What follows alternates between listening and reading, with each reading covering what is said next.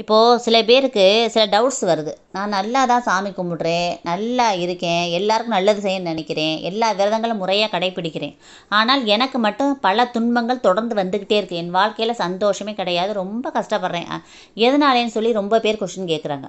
இதுக்கெல்லாம் காரணம், இந்த ஜென்மத்தில் நீங்கள் நல்லா தான் இருக்கிறீங்க, நல்லவங்களாக இருக்கிறீங்க, எல்லாருக்கும் உதவி செய்கிறீங்க, எல்லா விதத்துலையும் நல்லவங்களாக இருக்கீங்க. இதற்கெல்லாம் காரணம் என்னென்னா, போன ஜென்மங்கள், அதுக்கு முந்தைய ஜென்மங்கள், 7 ஜென்மங்கள் நீங்கள் செய்த பாவ வினைகள் கர்ம வினைகளாக மாறி உங்களுக்கு ஜென்மத்தில் ரொம்ப பாடாப்படுத்துறது. இப்படி வரும்பொழுது என்ன தெரியுமா செய்யும்? உங்கள் வீடுகளில் கணவன் மனைவி சண்டை வந்துக்கிட்டே இருக்கும் அடிக்கடி.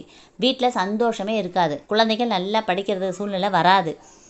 குழந்தைகளுக்கு திருமணம் தள்ளி போய்கிட்டே இருக்கும். உங்கள் வீட்டு பிள்ளைகளுக்கு குழந்தை பேர் தாமதமாகும். வேலை வாய்ப்பில் பிரச்சனை இருக்கும்.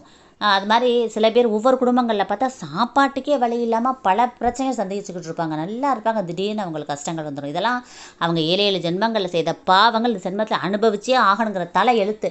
இந்த தலை எழுத்தையெல்லாம் மாற்றுறதுனா நம்ம என்ன செய்யலாம்? அதுக்கு சில விதிமுறைகள் இருக்குது. என்னென்ன விதிமுறைகள்னால், பறவைகளுக்கு உணவு, அதாவது காகங்களுக்கு உணவு வைக்கிறது, எறும்புகளுக்கு உணவு வைக்கிறது, பசுமாடுகளுக்கு உணவு கொடுக்கறது, நாய்களுக்கு உணவு கொடுக்கறது, அது மாதிரி இந்த உடல் ஊனமுற்றவங்க இருக்காங்கள்ல அவங்களுக்கு ஏதாவது உதவி செய்கிறது, உணவு கொடுக்கறது.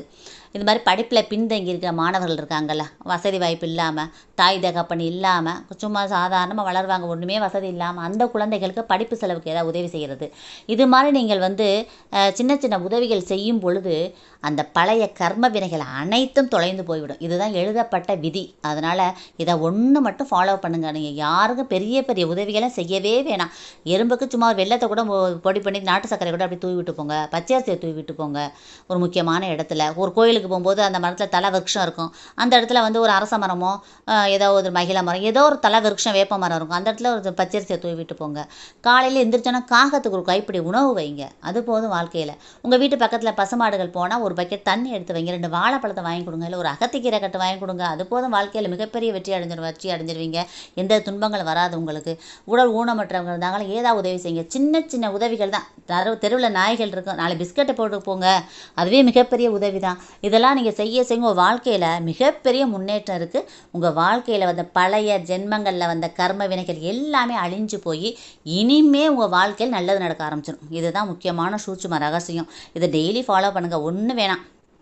காலைல எந்திரிங்க, ப்ரஷ் பண்ண உடனேயே ஒரு கைப்பிடி சாதம், நேற்று நைட்டே முந்தின நாள் நைட்டே தண்ணி ஊற்றி வச்சுருப்பீங்க சாதத்தில், அது ஒரு கைப்பிடி சாதத்தை எடுத்துகிட்டு போய் காகத்துக்கு வச்சுட்டு மற்ற வேலையை நீங்கள் பார்த்துக்கிட்டே இருங்க. எந்த கெடுதலும் உங்கள் வீட்டுக்கு வரவே வராது. காக ரூபத்தில் குலதெய்வமே அந்த பக்கத்தில் நிற்கும். எந்த கெடுதலும் உங்கள் வீட்டுக்கு கிட்டக்கே வராது. உங்களுக்கு எல்லாமே நல்லது நடக்கும். தேங்க்யூ.